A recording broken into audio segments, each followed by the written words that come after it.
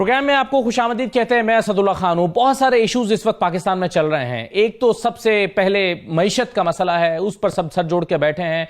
हुकूमत में शामिल तमाम जमातें इस पर फिक्रमंद दिखाई देती हैं। हुकूमत के तमाम ही फोरम्स इस पर बात कर रहे हैं। यहाँ तक कि नेशनल सिक्योरिटी कमेटी का जो इजलास है उसमें भी मईशत पर बात की जाती है। साथ ही साथ सिक्योरिटी का मसला है। पाकिस्तान में दहशतगर्दी के बढ़ते वाक़यात की वजह से एक तशवीश पाई जाती है। फिर बहुत सारे मामला जिस पर मुख्तलिफ तहकीकाती इदारे तहकीकात कर रहे हैं, उसमें भी हमें सियासत का उनसुर देखने में आता है। जैसे आज प्रेस कॉन्फ्रेंस हुई है पाकिस्तान तहरीक इंसाफ की तरफ से, कहा गया है कि जो फॉरेंसिक रिपोर्ट बताती है कि हमलावर 3 थे। विफाक की हुकूमत जो है वो ये मौक़िफ़ मानने के लिए तैयार नहीं है। इसके साथ साथ एनर्जी क्राइसिस से निपटने के लिए एक पॉलिसी बनाई गई है, ताजर उसको मानने के लिए तैयार नहीं है। फिर कराची में MQM और पीपल्स पार्टी के दरमियान में कशीदगी चल रही है। तो बहुत सारे मामला इस वक्त पाकिस्तान की सियासत में रूनुमा हो रहे हैं। इन तमाम चीज़ों को हम रखेंगे। पाकिस्तान पीपल्स पार्टी के सीनियर रहनुमा हमारे साथ मौजूद हैं, कमर जमान कायरा साहब। कायरा साहब, बहुत शुक्रिया, आपको खुशामदीद। सर, मैं यहां से शुरू करता हूं। ये जो आज प्रेस कॉन्फ्रेंस हुई है, पंजाब की हुकूमत कहती है कि जो फॉरेंसिक हुआ है उसमें हम इस नतीजे पर पहुंचे हैं उसके बाद के हमलावर 3 थे और एक पकड़ा गया है, 2 की तलाश अब तक जारी है। ये फॉरेंसिक जो रिपोर्ट है इसको क्या विफाक मानता है? विफाकी हुकूमत इसको तस्लीम करती है या नहीं? मुझे हुकूमत की तरफ से तो पता नहीं है, लेकिन लॉजिकल बात यह है कि जिन्होंने इन्वेस्टिगेशन की है वो इन्वेस्टिगेशन रिपोर्ट कितनी मोतबर है उसके बारे में बहस हो सकती है। लेकिन सूबाई हुकूमत का ये काम था, उन्होंने एक JIT बनाई थी या उनकी जो टीम इन्वेस्टिगेट कर रही थी, उन्होंने फैसला करना था। जहाँ तक इंजरीज का ताल्लुक है, बज़ाहिर तो यही था कि खान साहब को जो लगे हैं वो स्प्लिंटर्स लगे हैं और गोली के टुकड़े लगे हैं, बाकियों को भी लगे हैं। अगर उस पर कोई रिपोर्ट आई है तो उसको ना मानने का या उस पर शक करने का कोई जरिया नहीं है। हाँ, अगर उस पर किसी को शक शुबा है तो उसका तरीका यह है कि उस रिपोर्ट को चैलेंज कर लिया जाए। लेकिन ये बहरहाल पंजाब गवर्नमेंट का काम था, उन्होंने वो रिपोर्ट दी है। और अगर 2 बंदे अभी पकड़ने वाले हैं या 2 बंदे और हैं तो उस पर भी पंजाब गवर्नमेंट को चाहिए था कि अब तक कोई पेशरफ्त की होती है, उन्हीं की जिम्मेदारी है। अच्छा कायरा साहब, जितना मैं बहुत एक्सपर्ट तो नहीं हूं इस मामले में, लेकिन जितना हम सादा सा जानते हैं कि गोली के 2 हिस्से होते हैं 9mm पिस्टल की। एक वो अगला हिस्सा जिसमें बारूद होता है, एक और खौल होता है जो फायर करते हुए जमीन पर गिर जाता है। ये इस तरह की गोली के स्प्रिंटर्स या उसके सेगमेंट्स ये क्या होते हैं? क्या ऐसा भी हो सकता है कि गोली ना लगे, उसका एक हिस्सा जो है वो अलग होकर जाकर किसी के जिस्म में पैवस्त हो जाए? मतलब ये शायद बहुत सारे लोगों के ज़हन में सवाल है, आपके पास कुछ मालूमात हो इस बारे में? मैं भी आप ही जैसा हूं, लेकिन इस पे भी क्या किया जा सकता है। मसलन गोली एक लोहे के टुकड़े को लगी, किसी पिलर को लगी, किसी शीट को लगी, उससे गोली भी तो सिक्का होता है ना। गोली के टुकड़े हो गए क्योंकि वो जोर से लगी, आगे जो हार्ड चीज थी उससे उसके टुकड़े हो गए, और उस जो चीज को लगी उसका भी कोई टुकड़ा उड़ गया तो वो उड़ के लग गया हो। ये पॉसिबल तो है, इसमें तो ऐसी कोई बात नहीं है। सही है। तो लगता है आपको कि गोली नहीं लगी है उसको, ये इसी तरह का कोई टुकड़ा लगा है, लेकिन गोलियां नहीं लगी इमरान खान को? वो गोली ही होती है, वो गोली ही होती है। ये फोरेंसिक रिपोर्ट ने बताया ना कि वो स्प्लिंटर्स लगे हैं।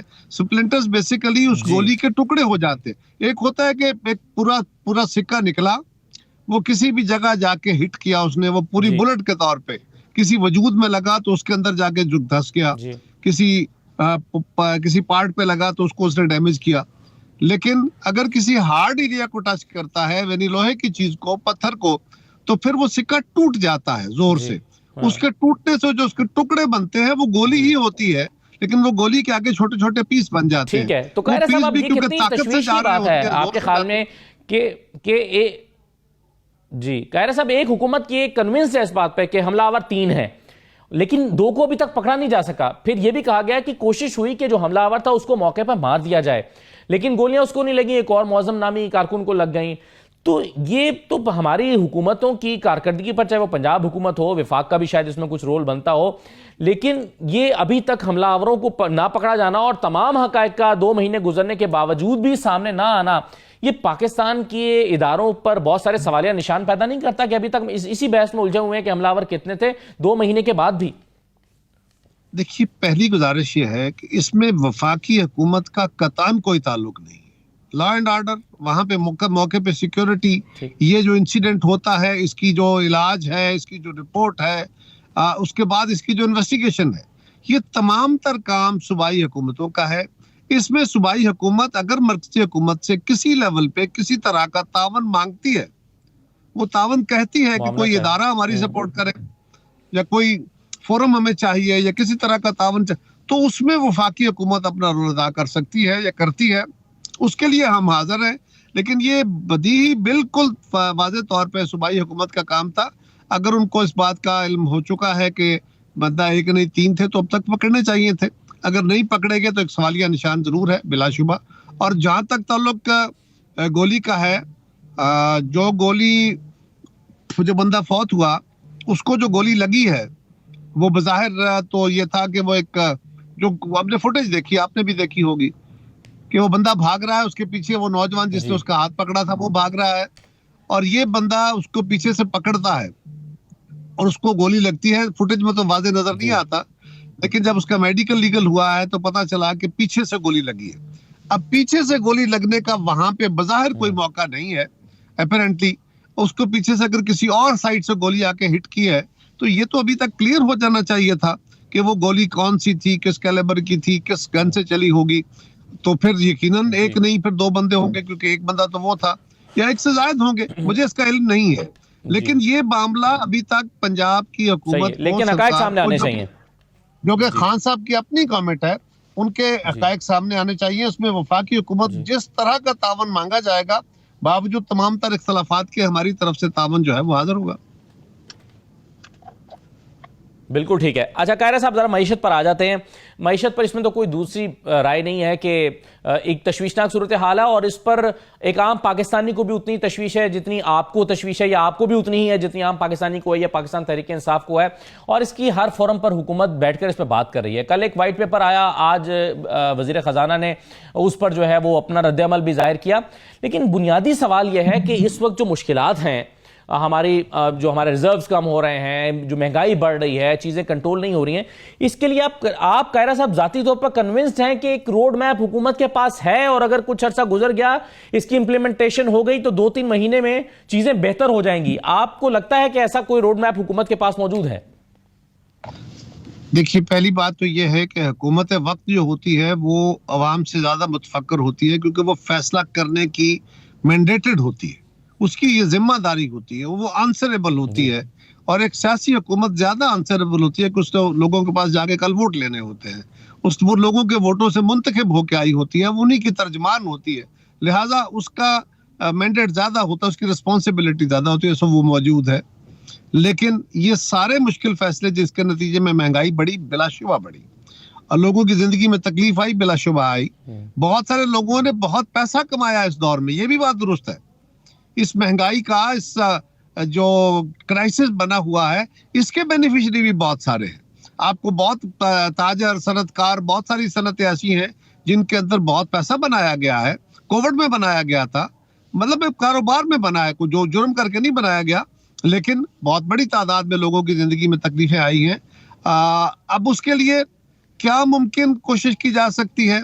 पहले नंबर पे तो यह है कि आप फेडरल गवर्नमेंट जो है, आप क्या बता सकते हैं कि पैसा बनाने वाली इंडस्ट्रीज कौन कौन सी हैं, नुमाइंदा या चुनिंदा इंडस्ट्रीज, या 1-2 इंडस्ट्रीज आप बता सकते हैं कि इन इंडस्ट्रीज ने या इन शोबाजात ने बहुत पैसे बनाए हैं इस क्राइसिस? मेरे भाई, इसके लिए आप कोई इंडस्ट्री उठाए, सीमेंट वाले उठा लें, टेक्सटाइल वाले उठा लें, आप शुगर वाले उठा लें, सारी इंडस्ट्रीज ने और फिर ट्रेडर्स ने और फिर बहुत बड़े बैंकर्स ने किस ने नफा नहीं कमाया?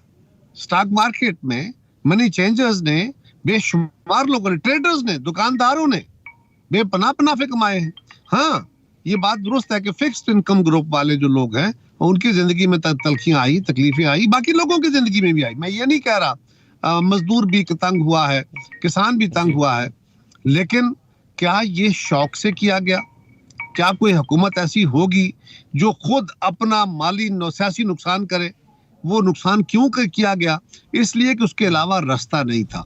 अगर हम ये फैसले नहीं करते तो हमसे पहले जो मुआहदे करके गए थे या जो हालात पिछले तसलसल से पिछले 25, 30, 35 साल से पाकिस्तान की गिरती हुई मईशत के जो हालात कल्मिनेट हो गए आके इस दौर में, और उसके बाद आलमी हालात भी ऐसे बन गए, रूस यूक्रेन की जंग भी छिड़ गई, उसकी वजह से भी आलमी मंडी में बहुत ज्यादा बहरान आ गया। तो पाकिस्तान जो इफेक्ट हुआ, हमें खान साहब का किया हुआ IMF का मुआहदा पूरा करना पड़ा। खान साहब का मुआहदा ना भी करते तो भी हमें शायद इसी तरह के किसी मुआहदे का हिस्सा बनना पड़ता, क्योंकि पाकिस्तान को उस वक्त फाइनेंस की जरूरत थी। और लिहाजा जब आप कर्ज लेने जाते हैं तो फिर कर्ज देने वाला अपनी शराइत देता है, और यहाँ पे IMF जो भी आपको कर्ज देता है वो कहता है मेरा कर्ज वापस कहाँ से करोगे, उसकी कुछ शराइत लगा देता है कि आप ये करो ताकि आपकी आमदन बढ़े। अगर हम गौर से देखें तो उनकी शराइत वक्ती तौर पे तो हमारे लिए तकलीफ दे हैं, लेकिन वो एक तो अपना मुनाफा या अपनी असल दर वापस लेना चाहते हैं, और पाकिस्तान की आमदन बढ़ाने की बात करते हैं ताकि पाकिस्तान उनका कर्जा भी अदा कर सके, और उनका कर्जा अदा करने के बाद हमारे अंदर भी स्टेबिलिटी आ पाएगी।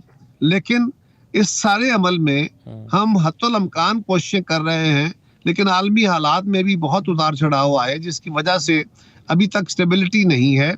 हाँ, मैं आपको एक बात तसल्ली से कह सकता हूं कि जो मकदूर भर कोशिश हो सकती है, वजीर आजम, वजीर खजाना, वजीर खारजा, सारी हुकूमत वो कोशिश, हमारे बाकी इदारे सब कोशिश कर रहे हैं, और इंशाअल्लाह ताला हमें तवक्को रखनी चाहिए। अभी तो फायर फाइटिंग हो रही है, लेकिन मुझे उम्मीद है अल्लाह ताला के घर से भी और कोशिशें जो हो रही है उनसे भी कि अगले 2 से 3 महीने के अंदर वाज़ेह बेहतरी के आसार आ जाएंगे।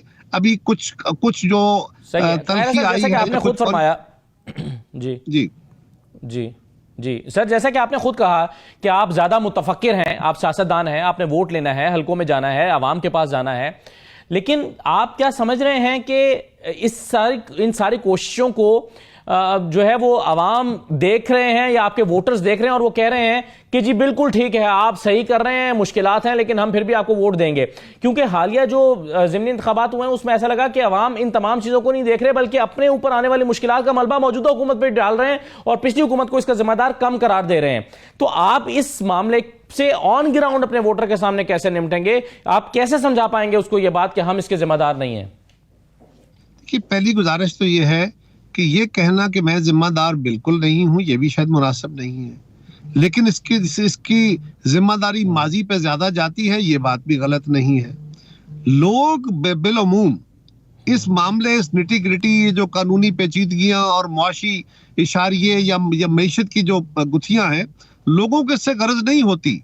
आपका ट्रेड डेफिसिट क्या है, करंट अकाउंट डेफिसिट क्या है, फलाना क्या है, आम आदमी के सवाल ये नहीं होते। उसे तो अपनी मजदूरी, अपनी रोजी रोटी से गर्ज होती है, अपने बच्चों के पेट पालने से गर्ज होती है, अपने बिजली गैस के बिल देने से गर्ज होती है। लिहाजा वो हुकूमत से रिलीफ की तवक्को करता है, आसानी की तवक्को करता है, ये बात बिल्कुल दुरुस्त है। लेकिन मुझे क्या करना चाहिए? एक हुकूमत के तौर पे मेरी ये जिम्मेदारी है कि मैंने अपने वोट का लालच भी रखना है, अपने वोटर को राजी भी करना है, लेकिन ये भी देखना है कि वोटर को राजी करते करते कहीं इतना बड़ा नुकसान ना हो जाए कि फिर ना वोटर के पल्ले कुछ रह जाए, ना हुकूमत के पल्ले, ना सरकार, ना रियासत के पल्ले। लिहाजा फिर आप वो मुश्किल फैसले भी करते हैं। और अगर आप ये समझते हैं, मीडिया ये समझता है, ओपिनियन मेकर ये समझता है कि हुकूमत वक्त ने जो फैसले किए हैं वो फैसले मजबूरी के फैसले थे, लेकिन उसके अलावा कोई रास्ता नहीं था, ये नहीं था कि ये फैसला मुश्किल किया, इसकी बजाय ये एक अच्छा फैसला हो सकता था जिसमें तकलीफ ना आती, ऐसा होता तो हुकूमत की नालायकी है। और अगर आपके पास और कोई एवेन्यू नहीं है, कोई ऑप्शन नहीं है, बल्कि इस वक्त हमारे पास मसलन हमने बचत का एक प्लान दिया, पंजाब हुकूमत जो कि खुद 8 बजे मार्केटें बंद करने का पहले ऐलान कर चुकी थी, आज वो भी कह रही है नहीं करनी चाहिए। अब ऐसी सूरत हाल में आपके लिए मसाइल तो खड़े होते हैं, लेकिन सवाल ये है कि क्या बचत के ये सामान होने चाहिए कि नहीं होने चाहिए? अगर आप समझ रहे हैं, लोग समझ रहे हैं, लेकिन याद रखिए ये तो बिल्कुल प्रिंसिपली दुरुस्त बात है। एक आखिरी बात जी, लोग बड़े समझदार हैं, लोग आपसे और मुझसे बहुत बेहतर सियासी तौर पे चीजों को समझते हैं और वक्त लोगों को समझा लेगा। और आखिरी सवाल ये भी है कि अगर लोग न भी समझे और लोग हमें नुकसान भी हमारा करे, यानी लोग हमें वोट न भी दें, हमारे खिलाफ भी जाएं, तो भी हमें यही फैसले करने चाहिए जो पाकिस्तान की सॉलिडेरिटी के लिए, पाकिस्तान की कंसोलिडेशन के लिए और पाकिस्तान को इस जी। बहरान से निकालने के लिए जरूरी है, भले इसके लिए वक्ती तौर पे नुकसान भी हो जाए। सही सही है, बिल्कुल सही कह रहे हैं साहब। लेकिन ये प्रिंसिपली तो बिल्कुल ठीक फैसला है एनर्जी क्राइसिस से निपटने के लिए। पूरी दुनिया में ये फॉर्मूला लगता है और पूरी दुनिया में जल्दी मार्केट्स बंद होती हैं, डे लाइट का फायदा उठाया जाता है। लेकिन अगर पंजाब हुकूमत ने इसको इंप्लीमेंट नहीं किया, आपको सपोर्ट नहीं दी, तो इस्लामाबाद में आप कहां इंप्लीमेंट करा पाए हैं? आपकी हुकूमत सिंध में है, सिंध में ये कहां मुमकिन हो पाया है? वहां पर भी तो सिंध हुकूमत ने इस फैसले के साथ नहीं अमली तौर पर ऑन ग्राउंड। इसकी एक जो प्लानिंग है ना जी, वो ये नहीं है कि इधर अनाउंस हुआ उधर शुरू हो गया। इसका कुछ कुशन टाइम रखा गया है। कुछ और भी फैसले गवर्नमेंट साइड पे जो बचत के जराए हैं उसको भी करने जा रही है, और इसके लिए टाइम दिया गया। जो हमारी कमेटी है वो भी मिल रही है, ताजरों से भी पहले मुलाकातें भी हुई है। और पंजाब की हुकूमत ने हैरान कुन तौर पे यही बात एग्जैक्टली, हम तो 8:30 कह रहे हैं ना, उन्होंने 8 बजे मार्केटें बंद करने का नोटिफिकेशन किया, जिसको बाकायदा रजिस्टर किया गया। और ये मैं कौम से भी अपील करूंगा, ये ताजर बरादरी से भी अपील करूंगा, कोई नया टैक्स तो नहीं लग रहा ना, कोई बिजली के बिल नहीं बढ़ रहा है, कोई गैस के निर्ख नहीं बढ़ रहे, कोई ग्राहक आपका कहीं भाग नहीं जा रहा। ये नहीं है कि एक बाजार बंद दूसरा खुला है तो यहाँ का ग्राहक दूसरी तरफ चला जाएगा। ये नहीं है कि एक दुकान एक डिपार्टमेंटल स्टोर बंद दूसरा खुला है, एक शहर बंद दूसरा खुला है। हमने अपनी कौमी आदत बदलनी है, और अगर इस मजबूरी के आलम में भी हम अपनी ये आदत नहीं तब्दील करते, जो बड़ा आसान काम है, ये भी अगर कुर्बानी नहीं देते, देखिए इससे 100 अरब रुपए की बचत की अमकान है। अगर ये भी हम करने को तैयार नहीं है और हुकूमत से यही कहते चले जाए कि हुकूमत कुछ करे, तो हुकूमत के पास कौन सा, ये हुकूमत हो या कोई और, किसके पास अलादीन का चिराग होगा कि वो कोई मैयर लिए बगैर वो उधार लेती चली जाएगी और लोगों के लिए आसानी। जी जी बिल्कुल सही है कायरा साहब। ये कुछ एनर्जी बचाने के लिए मेजर्स तो लेने पड़ेंगे, आप ठीक कह रहे हैं। मैं 2 सवाल सर आपके सामने और रखना चाहता हूं। एक तो ये बता दीजिए, जो सिंध में एक हमें डेडलॉक सा दिखाई दे रहा है, एमक्यूएम कह रही है कि जी डीलिमिटेशन कराएं वरना हुकूमत से अलग हो जाएंगे। पीपल्स पार्टी की सिंध हुकूमत ने कह दिया कि हम डीलिमिटेशन करा ही नहीं सकते। इस डेडलॉक का खात्मा कैसे होगा? देखिए, पहली बात तो यह है कि डिलिमिटेशन सूबाई हुकूमतों का काम नहीं है, ये इलेक्शन कमीशन ने की है। दूसरा, एमक्यूएम का ये मुतालबा था कि इस पे डिलिमिटेशन भी होनी चाहिए, लेकिन एमक्यूएम के बाकी मुतालबात मोर और लेस पूरे हो चुके हैं। इस तरह के डेडलॉक जमातों के अंदर आते रहते हैं। पहले भी हम और एमक्यूएम इकट्ठे थे, हुकूमत में इकट्ठे थे, लेकिन हमारा जो कंस्टिट्यूएंसी छोटी होती जाती है ना, वहाँ जरा तलखियां बढ़ जाती हैं। तो ये क्राइसिस आते रहते हैं, इनके हल भी निकलते आते हैं। तो इंशाल्लाह इसका भी हल निकल आएगा, कोई परेशानी की बात नहीं है। सही। चलें, आखिरी सवाल कायरा साहब, आखिरी सवाल आपसे यह है कि इमरान खान के तोशाखाना की बहुत बात हुई और होनी भी चाहिए थी। अखलाकी तौर पर इमरान खान जो कहते थे शायद उन्होंने उस पर अमल नहीं किया, लेकिन अब यहाँ पर दरख्वास्त की गई है, एक मामला अदालत के पास चला गया। ये हुकूमत रिलक्टेंट है, तोशाखाना की फहरिस्त मांगी गई है कि दीजिए अब तक पाकिस्तान में जितने हुक्मरानों ने ली है वो तफसीलात दी जाए। हुकूमत क्यों कतरा रही है तोशाखाना की डिटेल्स देने से? कोई कतराने का अमल नहीं है, ये ट्रांसपेरेंट अमल है, इसका बिल्कुल हक है लोगों को। इंफॉर्मेशन कमीशन अगर खत्म हो गया है तो उसका ऑर्डिनेंस दोबारा जारी हो जाएगा, ये बिल्कुल आप तर्जुमा खातर रखिए। जहां तक मेरा इल्म है, हो सकता है इसमें कोई गलती हो, लेकिन जहां तक मुझे इल्म है वो ये है कि 1970 से या 1980 से कबल ये जो तोशाखाना का इशू था, ये पहले फॉरेन ऑफिस के पास होता था, फिर किसी और वजारत के पास होता था, अब कैबिनेट डिवीजन के पास आया है, और उस वक्त से अब इसके सारे हिसाब किताब मौजूद हैं, बाकायदा इसकी बुक्स मेंटेन्ड हैं, और अब इसको डिजिटलाइज भी कर दिया गया है। तो जो पुराना रिकॉर्ड है, वो रिकॉर्ड की अवेलेबिलिटी शायद कोई मसला हो तो उसकी वजह से कोई मसला बने, अदरवाइज, और वो कोई बहुत सब्सटेंशियल नहीं है। 1970 से पहले या 80 से पहले जो लोग थे उनके ऊपर कोई बहुत बड़े इल्जामात नहीं थे इस तरह के। ये बाद की बातें बहुत सारी हैं, लेकिन वो भी जहां जहां रिकॉर्ड होगा वो भी निकलेगा। लेकिन अगर कोई पुराना रिकॉर्ड, क्योंकि वो बुक्स थी, अगर वो प्रॉपर मेंटेन नहीं हुई और मुख्तलिफ वजारतों में तकसीम होती रही, तो मुझे पता नहीं है पूरा, लेकिन जो मैंने सुना है वो यही है। लेकिन 1980 से ऑनवर्ड ये रिकॉर्ड सारा मौजूद है और अब डिजिटलाइज्ड है, मुकम्मल तौर पे इसमें कोई ठीक है, शक की चलिए, मैं गुंजाइश 1980 के बाद से भी सामने आ जाए तो बहुत सारी चीजों को एनालाइज किया जा सकता है। बहुत शुक्रिया यकीनन ताहिर साहब, आएगा। प्रोग्राम में शिरकत करने के लिए। हमारे साथ कमर ज़मान ताहिर साहब पाकिस्तान पीपल्स पार्टी के सीनियर रहनुमा मौजूद थे। एक छोटा सा ब्रेक लेने, ब्रेक के बाद वापस आते हैं तो देखते हैं कि एनर्जी क्राइसिस से निपटने के लिए हुकूमत ने जो हिकमत अमली बनाई है, ताजिर बिल आखिर इसको क्यों रिजेक्ट कर रहे हैं, इसको मानने के लिए तैयार क्यों नहीं है? वो क्यों नहीं मान रहे कि 2 घंटे पहले जल्दी दुकानें खोलें और 2 घंटे पहले बंद कर दें? वो इसको इस पर रद्दअमल क्यों जाहिर कर रहे हैं? ब्रेक के बाद वापस आते हैं।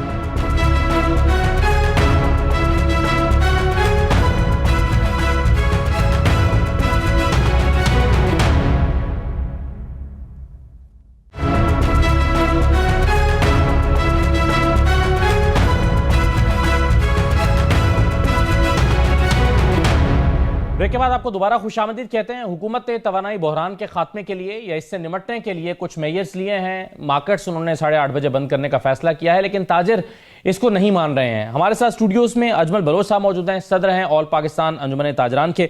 अजमल बलोच साहब, बहुत शुक्रिया। सबसे पहले तो ये बताइए कि पूरी दुनिया में मार्केट जल्दी बंद हो जाती हैं और लोग जिंदा हैं, तो हमें क्या मसला है मार्केट जल्दी बंद करने में? दुनिया खुशहाल है, हम खुशहाल नहीं है। जिस दिन हम खुशहाल हो गए दुनिया की तरह, हो सकता है हम 5 बजे बंद कर दें। नहीं, लेकिन देखें बलोच साहब, जिसने अगर कोई चीज़ खरीदनी है तो जब आदत डालने की बात है ना, वो दिन में खरीद लेगा। बात आपकी दुरुस्त है, लेकिन होता क्या है, हमारा एक कल्चर बन चुका है, एक सिस्टम बन चुका है कि जब आपने बिजली का बिल जब जमा कराना ना, आखिरी डेट को और आखिरी वक्त में जमा कराएंगे, लाइन लगी होगी बाहर। इसी तरह जब पता होगा दुकानें जल्दी बंद होनी है, लोगों का रश पड़ जाएगा, पीछे पुलिस खड़ी होगी, जनाब जल्दी करो, दुकानदार परेशान होगा। हम इनको कहते हैं कि आपने बचत करनी है ना, हम आपको करके दे देते हैं। हमने 2010 में भी ये प्रैक्टिस की थी। हम इनको कहते हैं कि पूरे मुल्क में 1 करोड़ से ज़्यादा ताजर है, अब तमाम ताजर 70% बंद कर जाते हैं। बहुत सारे ज़िला हमारे बंद हो जाते हैं। बलूचिस्तान में शायद एक कोयटा, खैबर पख्तूनख्वा में पेशावर, कराची, मुल्तान, लाहौर, रावलपिंडी, इस्लामाबाद और सियालकोट, फैसलाबाद हैं। ये बड़े शहर हैं जहाँ पे 10 बजे तक कारोबार होता है, 10 बजे के बाद नहीं होता है। हुकूमत ऑलरेडी लोड शेडिंग कर रही है, अभी भी 6 से 7 तक बिजली बंद थी। हमने इनको कहा है 9 से 10 और 1 घंटा लोड शेडिंग कर लें, लेकिन आप मेहरबानी करें कारोबार बंद न करें। जब आप कारोबार बंद करते हैं तो हमारा नुकसान होता है। और दूसरी बात यह है कि ये जो पीक आवर्स है ना, 6 से 10 सबसे ज़्यादा महंगी बिजली हम खरीदते हैं। ख्वाजा आसिफ साहब ने कहा कि जी 62 अरब रुपए की बचत होगी। मैं कहता हूँ 1 अरब रुपए का 100 अरब रुपए का नुकसान होगा, इसलिए कि जितनी महंगी 85 रुपीस पर यूनिट टैक्स मिला के हम खरीद रहे हैं। एक तो बिजली की ख़रीदारी पर भी हम सेल टैक्स दे रहे हैं 17%, इनकम टैक्स भी दे रहे हैं, और फिर जब आप कारोबार आप चलाते हैं तो आप समझे कि सेल टैक्स आ रहा है आप। सर, लेकिन अजमल साहब ये बताएं ना, फर्ज करें कि आप 8 घंटे या 10 घंटे दुकान खोलते हैं जी, आप 12 से जो है वो 10 बजे तक खोलना चाहते हैं जी जी, आप इसको 10 बजे से 8 बजे तक क्यों नहीं कर लेते? 2 घंटे सुबह में ले जाएं, इससे क्या फर्क पड़ेगा? देखें बात यह है कि हमारी आदत बन चुकी है। देखें इसके लिए हुकूमत को ये आदत बदलने में क्या नुकसान है? लेकिन आदत इस तरह नहीं बदलती होती कि जब आप फंस जाएं, जब चौक में बंदा एक्सीडेंट से मर जाए तो फिर आप इशारा लगा दें, फाटक तब लगाएं जब एक्सीडेंट हो जाए। तो ये अब इनको ख्याल आया कि तवानाई बचानी है। बात यह है कि इनको ये पहले ख्याल आना चाहिए था, जब पिछले 1990 से ये हुकूमत करते चले आ रहे हैं। ये जो 13 लोगों की हुकूमत है, इनको पीछे इन्होंने नहीं सोचा कि ये बुरहान आ सकता है, ये चीज़ें हो सकती हैं। ये आज से नहीं हो सकता है। अब मुसीबत ये पड़ गई है कि हुकूमत ने कौम को डरा दिया है, ताजर को डरा दिया। बहुत सारे लोग तो बाहर निकल गए अपने पैसे लेके, इन्होंने डरा दिया है। और डरा क्यों दिया है? अपनी सियासी साख को बचाने के लिए, सियासत को बचाने के लिए। इस तरह नहीं बच सकेगी सियासत, लोगों को डरा। अब ये परेशान हुए खड़े कि हमने क्या किया है। देखिए इस तरह नहीं होता। आप आए हमारे साथ बैठे, हमने 2 तरीके इनको बताए। ये जो अभी फैसला हुआ इसमें आपको एतमाद में नहीं लिया गया ना सर। हमें बुलाया गया था पीएम सेक्रेटेरिएट में, वहाँ देखिए एक तो बात है कि ख्वाजा आसिफ साहब वजीर दिफा हैं। हाँ। दुनिया की बात करते हैं, दुनिया में 6 बजे दुकानें बंद होती हैं। क्या दुनिया में वजीर दिफा तवानाई की बात करता है? दुनिया में ऐसा नहीं होता है। वजीर तवानाई ने किसी से बात ही नहीं किया कि क्या प्रॉब्लम है। वो साथ बैठे होते हैं खामोशी से, हमें पता ही कोई नहीं है कि वजह क्या बन गई है कि बिजली तवानाई बचानी है। दूसरी बात यह है कि हमें जब इन्होंने बुलाया, हमसे तजावीज़ ली और हमें कहा कि हम काबीना में लेकर जा रहे हैं, वज़ीर आज़म साहब के आगे रखेंगे। फिर आपसे हम दोबारा बात करेंगे, और फिर जब ऐलान करेंगे तो आपको इत्मीनान में लेकर करेंगे। लेकिन ऐसा नहीं हुआ है। इन्होंने हमसे तजावीज़ ली, जाके उधर बात करके अनाउंस कर सर। लेकिन एक मसला ये ना, जो मैं समझने की आपसे कोशिश कर रहा हूँ, और जाहिर है बहुत सारे और भी लोगों के ज़हन में सवाल पैदा हो रहा है, एक शख्स ने अगर जूता खरीदना है, उसको जूता खरीदने की ज़रूरत है, उसे पता है कि मैंने ये जूता खरीदना है, वो सुबह 11 बजे खरीदेगा, 3 बजे खरीदेगा, उसे पता है 8 बजे मार्केट बंद हो जाएगी, उससे पहले उसको वो मैनेज करेगा अपने टाइम को। आपका नुकसान कैसे हो रहा है? आप ये कह रहे हैं कि सिर्फ लोगों को आदत पड़ चुकी है, आपको आदत पड़ चुकी है, आप 1 घंटा पहले दुकान 2 घंटे पहले खोल लेंगे, तो सिर्फ आदत ही तो तब्दील करनी है, इसमें क्या अर्ज है? बात यह है कि जो हमारा कल्चर बन चुका है। दूसरी बात यह है कि हमारे जो सरकारी मुलाजमीन हैं, जो काम करने वाले लोग हैं, सारे तो अमीर नहीं है ना, सारों के पास तो गाड़ियां नहीं है कि उनकी बेगमात गाड़ियों पे आएंगी और चीज़ें खरीद के चली जाएंगी। वो वीकेंड पे खरीदेंगे। वो बड़े लोगों के, जो छोटे लोग हैं वो आते ही उस वक्त हैं, जब घर आते हैं तो 6 बज चुके होते हैं। 6 बजे के बाद वो मार्केट में आते हैं। देखें, अगर ऐसा करना है ना, तो मैं ये कहता हूँ कि फिर दफ्तर भी सुबह 6 बजे खोले जाएं, हम भी 6 बजे दुकानें खोलें। दफ्तर मतलब ऐसा काम करें ना, पहले खुद नमूना बने। आप दुनिया की बात, हर बात में दुनिया ले आते हैं। दुनिया में ना गैस मुफ्त है, ना पेट्रोल मुफ्त है। कि मुझे बताएं, किस वजीर को बार बिजली मुफ्त है, पेट्रोल मुफ्त है, गैस मुफ्त है, गाड़ी मुफ्त है, घर मुफ्त है? किसको मुफ्त है? वहाँ तो साइकिल पे जाते हैं। उनकी मिसालें ना दें। फिर ये कह रहे थे कि दीन में कि जनाब ख्वाजा आसिफ साहब ने, दुनिया के कई ममालिक में आप जानते हैं कि एनर्जी बचाने के लिए 1 घंटा आगे किया जाता है, फिर मौसम तब्दील होने पर 1 घंटा पीछे किया जाता है। तो हमारे यहाँ ये होता है तो उस वक्त भी शोर मच गया था। नहीं, हमारे यहाँ 1 घंटा आगे पीछे करने पर मैं माजरत चाहूंगा, हमारे यहाँ सियासत बचाने के लिए आगे पीछे किया जाता है। हमारे यहाँ तवानाई बचाने के लिए अभी भी सर, बात यह सियासत इसलिए बच रही है कि 13 जमातों की हुकूमत है। ये 8 महीने हो गए हैं, जो कुछ मुल्क में हो चुका है, आपको अंदाजा है कि नीचे क्या हो रहा है? आपका ताल्लुक किसी सियासी जमात नहीं जी, किसी से। देखिए, मैं पिछली हुकूमत के खिलाफ भी मुजाहरा किया। देखिए 13 तो ये है ना, और वो मैंने रेड जोन में भी दाखिल हुआ हूँ। 1 महीना PTI की हुकूमत ने मेरे ऊपर जो है मुझे नज़रबंद किए रखा है। और भाई मैं उसके खिलाफ भी मुजाहरे किए। मैं बात ये कर रहा हूँ कि आप 8 महीने हो गए हैं, आपसे ये नहीं हो रहा है। डार साहब को आप लाए हैं कि डॉलर नीचे आ जाएगा, वो डॉलर जो है डार साहब को बहा के ले गए। और भाई आपने तो ऐसे लगा था जैसे टार्जन की वापसी हो रही है। तो ऐसे मुल्कों के सिस्टम नहीं बनते। क्या डिमांड है आपकी? मेरी डिमांड ये है कि आए हमारे साथ बैठें। हम इनको ये कहते हैं कि मैं पूरे पाकिस्तान के लिए ऐलान कर चुका हूँ आज प्रेस कॉन्फ्रेंस में कि तमाम ताजर जो 10 लाइटें जलाता है वो 5 जलाए, जो 20 चलाता है वो 10 चलाए, ताकि हम आधी बिजली जलाएं। कौन इसको मॉनिटर करेगा? सर मैं करूंगा। आप पूरे पाकिस्तान की जिम्मेदारी कैसे ले सकते हैं? सुने, जब दुकानें बंद करने के लिए किसको भेजते हैं? ये मजिस्ट्रेट को भेजते हैं। 2010 में मैंने ऐसा किया है। ऐसा क्यों करना पड़ता है सर? ऐसा देखिए ना, जब आपने अपने लिए 10 बजे का टाइम मुकर्रर किया होता है, आप 10 बजे खुद ही बंद करके चले जाते हैं। बल्कि जिन मॉल्स में 12 बजे दुकानें बंद होती हैं, वहां से आप एक जरूरी चीज नहीं खरीद सकते। वो कहते हैं नहीं, दुकान बंद हो गई है, तो आप खुद इसकी पाबंदी करें। मैं और बात कर रहा हूं कि जब आप कहते हैं जी 8 बजे दुकानें बंद होगी, तो फिर कौन आके बंद कराता है? पुलिस बंद कराती है, मजिस्ट्रेट होते हैं। अगर वो समझते हैं कि भाई इस दुकान पे हमने 2010 में ये तजर्बा किया कि इस दुकान पे बिजली इसने आधी नहीं की हुई है, हम उसको सील करा देते थे कि भाई आपने सबके साथ चलना है। तो चीफ ISO ने मेरे साथ बैठ के कहा जी वाकई बिजली पूरी हो गई है, हमें लोड शेडिंग की भी अब ज़रूरत नहीं है। ऐसा काम हम कर सकते हैं। दूसरी बात हम ये कहते हैं कि ये जो स्ट्रीट लाइट है मुल्क में, हर स्ट्रीट लाइट पे जो खंबा पोल है उस पर 200-500 बल्ब के वाट के बल्ब लगे हुए हैं। वो मगरिब होने से पहले घंटा इनकी ज़रूरत नहीं होती है। हम इन्हें कहते हैं आप 10 बजे के बाद इसको जलाएं, इसकी ज़रूरत नहीं है। देखिए घर में जब बत्ती नहीं चल रही होगी तो हम सड़क ही बंद करेंगे, आप उसको बंद करें 10 बजे के बाद। 10 बजे के बाद वापडा ये कहता है कि कोई बिजली इस्तेमाल करने वाला हो, क्योंकि उसने बेचनी है, ये स्टोर नहीं हो सकती है, वो बन रही होती है। भाई हम तो पैसा देने वाले हैं ना, और कौन सा तबका है जो पैसे दे रहा है? ताजरों के अलावा सबसे महंगी बिजली ताजर खरीद रहा है, इसको दें। शादी हाल का आपने ऑर्डर किया कि 10 बजे, वो तो ऑलरेडी 10 बजे बंद हो जाते हैं। रेस्टोरेंट टोटल 2% भी नहीं बनते पूरे पाकिस्तान के इसके ट्रेडर्स में से। भाई उनको अगर कोई आकर उन पे बैठ के खाना खाता है तो हमें खुशहाली होती है ना, हमारे अखराजात पूरे होते हैं। बड़े लोग आकर बैठते हैं, वो खाना खाते हैं, तो हम अच्छाई की तरफ जा रहे हैं। हमें बंद करके, उनको घर में बंद करके आप क्या मैसेज देना चाहते हैं यार? कोरोना के दौरान हम समझते थे कि पिछली गवर्नमेंट ने कोरोना में हम बड़े एहतजाज किया कि कोरोना में हमें जलील किया जा रहा है। आज हमें लगता है नहीं यार, उन्होंने तो रिलीफ दिया था।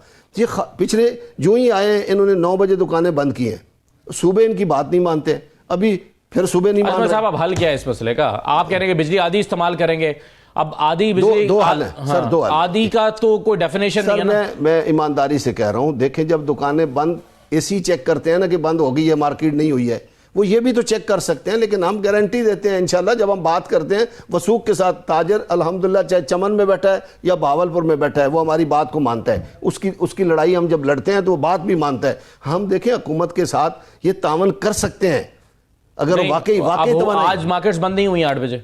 मार्केट सूबों ने इनकार कर दिया, 62% पंजाब जो है मानता नहीं है, तो सिर्फ इस्लामाबाद बंद करना है इन्होंने, फैजाबाद तक बंद कर देंगे, रावलपिंडी खुला होगा, ताजर तो मेरा सर फाड़ देंगे। मतलब केपी के बंद नहीं कर रहा, कराची में मसला बना हुआ है, जरदारी साहब नहीं बंद कर रहे हैं, तो इनको कहेंगे फिर ये फैजाबाद के अंदर अंदर इन्होंने बंद करना है, तो ये बहुत बड़ी ज्यादती होगी। फिर ये अपने आप को कैसे कहेंगे हम ताजर दोस्त हुकूमत है, लोग कहेंगे भाई हमारे साथ। आप ये कह रहे हैं कि पीपल्स पार्टी विफाकी हुकूमत की बात मान के अमल दरामद कराने के लिए कराची में तैयार नहीं है? अभी नहीं है तैयार ना, वहां ताजरों ने खप डाल दिए, ताजर शोर कर रहे हैं, तो उधर MQM ने मुखालफत कर दी है इसकी, भाई उधर MQM ने मुखालफत, वो इत्तेहादी है इनकी, वो मुखालफत कर रही है। इसी तरह 2 सूबे पहले इनकार, आपने कहा 2 हल हैं, कौन से 2 हल? एक बिजली हाफ हम जला सकते हैं, दूसरी 6 से 7 ये ऑलरेडी लोड शेडिंग करते हैं, ये 9 से 10 भी कर लें। जब 9 से 10 कर लेंगे, हमारा UPS होगा, हमारा जनरेटर होगा, हम अपनी बिजली उसके तहत चला लेंगे। 10 बजे जनरेटर में भी तो इस कॉम का अब पेट्रोल ही डीजल ही लगेगा ना सर। वो भी तो इंपोर्ट ही हो गया, मतलब उसके भी डॉलर बाहर ही जाएंगे ना। ये कौन सा लॉजिक है सर? हर दुकानदार जनरेटर नहीं चलाता। अगर UPS कहां से बिजली चार्ज करेगा? एक मिसाल दे दूं, अगर अपारा मार्केट UPS भी यही एनर्जी चार्ज करेगा ना सर? सुन तो लेना, उस ऑलरेडी पहले चार्ज हुआ है। हाँ। वो पहले से कहां से चार्ज हुआ? सर वो दिन में वो आपने गाय के उपलों से चार्ज तो नहीं किया ना, इसी बिजली से चार्ज किया। देखिए बात दलील के साथ करें जी। जब हम दुकान खोलते हैं बिजली तो आ रही होती है, UPS हमारा लगा होता है, वो चार्ज हो जाता है, कंजम्पशन तो हो रही है ना बिजली की, मैं ये अर्ज कर रहा हूं ना। तब बचानी तो बिजली है ना। हम उसके लिए देखिए ये कहते हैं सुबह से 6 बजे तक तो खोले, 8 बजे तक तो खोले, पाबंदी कोई नहीं है ना। और भाई बिजली आ रही है, हमारा UPS तो चार्ज हो जाता है, जब लोड शेडिंग होती है वो ऑन हो जाता है, 9 से 10 बजे तक वो ऑन हो जाएगा, 10 बजे हम घर चले जाएंगे। यही तो मैं कह रहा हूं कि आपने ये क्या लॉजिक अप्लाई किया है? वही बिजली जो बचानी है वो आपने UPS में जमा करके बाद में इस्तेमाल कर ली, तो इससे बिजली बचेगी तो नहीं ना सर? जब UPS लगाए तो इन्हीं की करतूतों की वजह से लगाए हैं ना, हमने UPS को वैसे शौक से लगाए नहीं, मगर ये तो बिजली बचाने का ये तो मौसर तरीका नहीं है ना। मैं ये तो सवाल कर रहा हूं, बात आप नहीं समझ। देखिए UPS पहले चार्ज हो चुका होता है सर। किससे हुआ? बायोगैस से चार्ज? नहीं, बिजली दिन जब दे रहे हैं बिजली, जब ये दे रहे हम पैसे दे रहे हैं ना, बिजली वो दिन में चार्ज हो चुका है। हाँ, चार्ज हो चुका है। किससे चार्ज हुआ? बिजली से चार्ज हुआ, तो बिजली बचाई तो ना जा सकी ना सर, वो तो इस्तेमाल होगी। ये तो मैं कह रहा हूं। अच्छा मुझे ये बताएं, हल बताएं ना, मैं आपसे पूछ रहा हूं हल क्या है सर? बात ये है कि जब आप हमें सुबह से रात 8 बजे तक बिजली दे रहे हैं, बीच में लोड शेडिंग कर रहे हैं, हमारा UPS उस दौरान चार्ज हो जाता है। 9 से 10 बजे का प्रॉब्लम है ना सिर्फ। सही है, 9 से 10 बजे हम कहते हैं कि हमारा आप अपनी बिजली बंद कर लें। नहीं, हम आपकी जो सुबह जमा की थी वो चला भाई लोड शेडिंग कर दें, हमारा ऑलरेडी वो चार्ज हुआ है भाई, हमारी जब बिजली बंद होगी वो ऑन हो जाएगा। ठीक है, आप हुकूमत का फैसला मानने के लिए तैयार नहीं? भाई हुकूमत गलत फैसले करेगी, हम नहीं। बहुत शुक्रिया अजमल बलोच साहब, सदर ऑल पाकिस्तान अंजुमन ताजरान हमारे साथ मौजूद थे। ब्रेक लेते हैं जी, ब्रेक के बाद वापस आते हैं।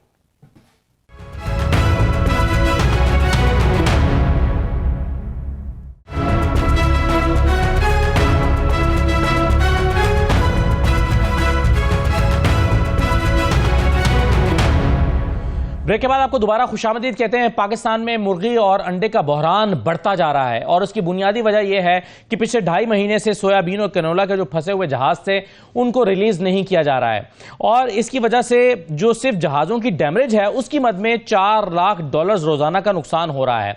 और आने वाले दिनों में ऐसा लगता है कि जो मुर्गी है उसकी कीमत शायद जो बड़ा गोश्त है या गाय का गोश्त है उससे भी बढ़ जाएगी, बैल के गोश्त से भी बढ़ जाएगी।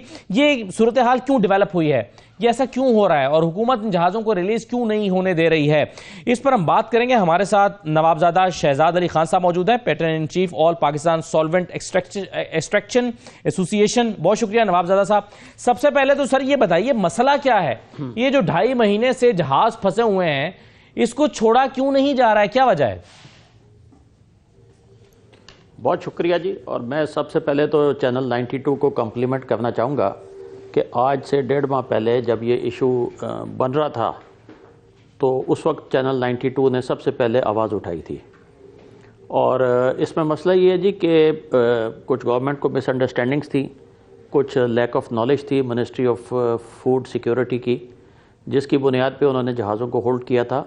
फिर यूएस गवर्नमेंट, ब्राज़ीलियन गवर्नमेंट, जो सीड सप्लायर्स हैं, सारों ने इनको सर्टिफिकेट इशू किए हैं कि ये जो सोयाबीन है it is fit for human consumption और इसके कोई मेडिकल इश्यूज़ नहीं है, इससे कोई बीमारी नहीं होती और ये सारी दुनिया में इस्तेमाल होता है।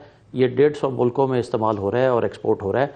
तो जिसके बाद फ़ैसला हो गया था कि जो 7 से 9 जहाज़ हैं इनको क्लियर कर दिया जाएगा और फौरी तौर पे क्लियर कर दिया जाएगा। तो उसके बाद एक एग्रीमेंट हुआ, उसके बाद उस एग्रीमेंट के ऊपर जो था फ़ैसला हमें मिनिस्टर लॉ ने सुनाया कि जनाब ये हुकूमत का फ़ैसला है। उस बात को भी आज 1 महीना हो गया है। 1 महीने से जो ministry of national food security नहीं बल्कि नेशनल फूड इनसिक्योरिटी हो गई है और आप ये देखें कि तबाही फेर दी है। रोज़ाना का तकरीबन 150 करोड़ रुपया लोगों की जेब से फालतू जा रहा है और डाउन द ड्रेन हो रहा है और तबाही हो गई है सेक्टर की, क्योंकि मुर्गी की जो पैदावार है वो आधी रह गई है। लोगों के चूज़े जो थे वो मर गए हैं क्योंकि उनको खिलाने की खुराक नहीं थी। लाखों बंदा बेरोज़गार हो गया है। Poultry sector, oil extraction sector और ऑयल सेक्टर पाकिस्तान का लार्जेस्ट सेक्टर है। ये it is much bigger than the textile sector. It contributes more taxes than the textile sector. Employment भी, क्योंकि ये सारा अपना रूरल एरिया में है इसलिए इसकी गिनती नहीं हो पाती है, लेकिन मैं आपको यकीन से कह सकता हूँ कि ये लार्जेस्ट एम्प्लॉयर है इस मुल्क का। और देखें आप 25,000 कम सिर्फ और सिर्फ पोल्ट्री शेड्स हैं, उसमें से 10 से 12,000 बंद हो गए में। एक शेड के ऊपर कम से कम 40 से 50 आदमी काम करता है एक शिफ्ट में और तीनों शिफ्टों में काम होता है। तो आप देख लें कि 7 से 8 लाख बंदा जो है वो कम से कम बेरोजगार हो गया, क्योंकि कुछ परमानेंट एम्प्लॉयज होते हैं, कोई डेली वेजेस पे होते हैं। आपके ख्याल में तो 7-8 लाख बंदा जो है शहजाद साहब ऐसा क्यों कर रही है और मोटिव्स क्या है हुकूमत के फिर? क्योंकि आप कह रहे हैं कि अगर ये ह्यूमन कंजम्पशन के लिए फिट है, दुनिया के कई ममालिक में इस्तेमाल हो रहा है। आज उन्होंने कहा कि मुर्गी खाना छोड़ दें, तारिक बशीर चीमा साहब ने कहा, क्योंकि इसकी जो फीड है वो मुज़र सेहत है। तो ये हुकूमत चाहती क्या है या उसका प्लान क्या है?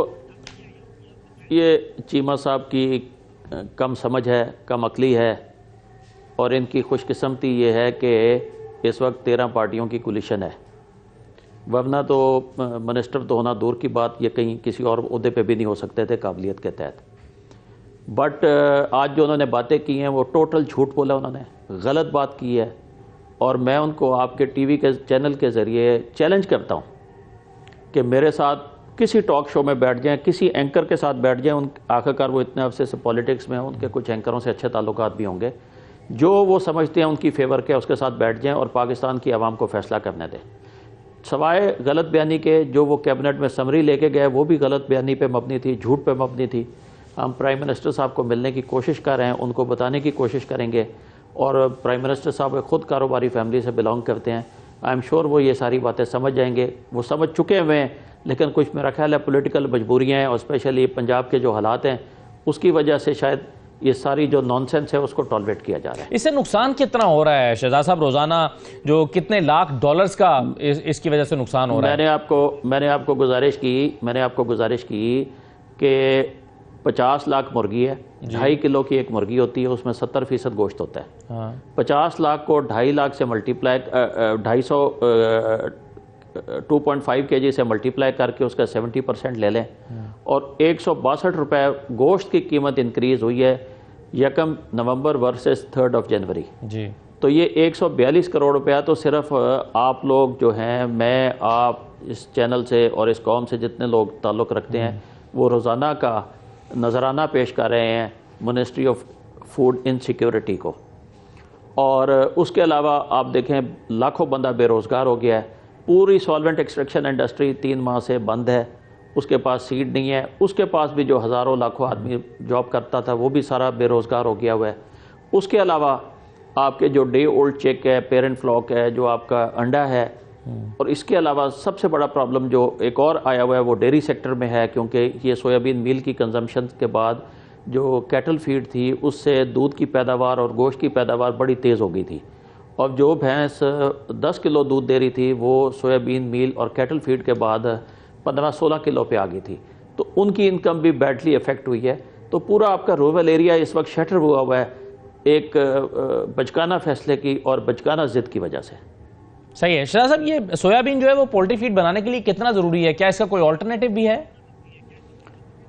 नहीं, बिल्कुल कोई नहीं है। दुनिया में ये सोया कॉर्न राशन होता है, इसमें 70% 65 to 70% मकई होती है 30-35% सोयाबीन होता जी। है और सारी दुनिया में सोया कॉर्न राशन होता है। कल आपने ये अखबारात में आपके इश्तहारात भी लगे हैं और आपने वज़ीर-ए-आज़म शहबाज शरीफ साहब से दरख्वास्त भी की और पूरे फैक्ट्स एंड फिगर्स जो हैं वो आपने इसमें लिखे हैं। क्या इसका कोई जवाब मिला आपको? हुकूमत ने कोई रब्ता किया है शहजाद साहब? आज देखें ना, इधर उधर की जो गलत बातें की हैं चीमा साहब ने, अगर हमारी लिखी हुई कोई बात गलत होती तो वो तो ब्लास्ट कर देते आज प्रेस कॉन्फ्रेंस में हमें। उनके पास इस बात का कोई जवाब ही नहीं था और कैसे दे सकते हैं? ये हकीकत है। आप इंडिपेंडेंटली तहकीकात कर लें कि आज मुर्गी के गोश्त का क्या रेट है।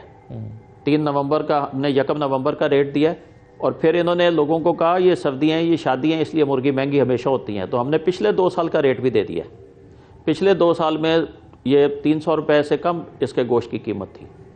तो ये आप देखें कौम के साथ बड़ी ज़्यादती हो रही है और मैं प्राइम मिनिस्टर साहब को फिर रिक्वेस्ट करूँगा और उनको कहूँगा कि हम आपका हिस्सा हैं और हमारा कोई पॉलिटिकल इशू नहीं है, हमारा कोई पॉलिटिकल एजेंडा नहीं है। अगर कोई हमारा एजेंडा है तो वो आपके साथ है। खुदा के लिए हमें एक मुलाकात का वक्त दें। हम आपको आके बताना चाहते हैं कि हमारे साथ हो क्या रही है और उसके अगेंस्ट जो है ये जो कुछ किया जा रहा है, कौम के साथ क्या हो रही है। कोई भी पंजाब में एक सिंगल कॉन्स्टिट्यूंसी नहीं है जहाँ पे कम से कम 8 से 10 हज़ार बंदा डायरेक्टली पोल्ट्री सेक्टर के साथ लिंक्ड ना हो। सही है। तो शहजाद साहब, अब जैसे कि आपने कहा कि ये टेक्सटाइल से बड़ी इंडस्ट्री है, तो अगर ये इंडस्ट्री बैठ जाती है, जो कि इस वक्त दिखाई दे रहा और प्रैक्टिकली तो इस वक्त ये इंडस्ट्री जो है वो काम नहीं कर रही, तो इससे तो ओवरऑल जो पाकिस्तान का जीडीपी है जो कि पहले ही सफ़र कर रहा है, ये उसके ऊपर भी इम्पैक्ट डालेगी। तो इसको इसहाक डार साहब इस मामले को क्यों नहीं देखते? ये उनका भी तो इस पर कंसर्न है। देखें, इसहाक डार साहब इस वक्त बुरी तरह फंसे हुए हैं और उनके पास बेशुमार मसाइल हैं। जिस तरह एलसीआई नहीं खुल रही हैं, रोज़ाना की इनफ्लोज़ और आउटफ्लोज़ को मैच किया जा रहा है। मेरा टेक्सटाइल से भी ताल्लुक़ है। टेक्सटाइल की अगर कॉटन इंपोर्ट नहीं होगी तो एक्सपोर्ट कैसे होगा टेक्सटाइल प्रोडक्ट, और टेक्सटाइल में कॉटन की इंपोर्ट इस वक्त बहुत बड़ा एक चैलेंज बना हुआ है। मेडिसिन की इंपोर्ट हैं और बड़ी असेंशियल आइटम्स की इंपोर्ट्स हैं। तो मेरा ख्याल है इसहाक डार साहब he is doing his best ji, but definitely वो बहुत ऑक्यूपाइड है। शहजाद साहब, ये बता दें कि पॉलिटिकल रीजंस भी हो सकते हैं इसमें। सही है। ये बता दें कि अगर ये जहाज जैसे 2.5 महीने से सोयाबीन और कैनोला के जहाज फंसे हुए हैं, तो ये अगर सिचुएशन कंटिन्यू करती है तो अगले 10 दिन में या 15 दिन में क्या हो सकता है? और क्या कोई ऐसा तरीका भी है कि ये जहाज रिलीज ना किए जाएं और इस बहरान पर काबू पा लिया जाए? दुनिया में कोई ऐसा तरीका नहीं है। अगर होता तो ये 300 से 550 रुपए का मुर्गी का सफ़र तय ना होता। अगर आप मेरा नवंबर का इंटरव्यू निकालें, आप ही के चैनल पे है, तो मैंने उसमें कहा था कि दिसंबर एंड में मुर्गी 500 रुपए की होगी और वो मेरी बात बदकिस्मती से वो सही साबित हुई है। और मैं आज आपको प्रेडिक्ट करके जा रहा हूँ कि ये मुर्गी 700 से 800 रुपए पर किलो होगी फरवरी में। और मैं खुदा करे गलत हूँ, अगर इन्होंने अपना जो वतीरा है इसको तब्दील ना किया तो रमज़ान शरीफ में लोग जो है वो अपना टेलीफोन पे देखेंगे मुर्गी को खाने के लिए नहीं। मुर्गी जो है वो प्रोटीन्स का एक सस्ता सोर्स थी लोगों के लिए और अब ये बहुत महंगा जरिया बन गई है, बल्कि लोगों की पहुंच से बाहर हो गई है। बहुत शुक्रिया नवाबजादा शहजाद अली खान साहब प्रोग्राम में शिरकत करने के लिए। ये नाज़रीन आज का प्रोग्राम था। इजाज़त दीजिए, अल्लाह हाफिज़।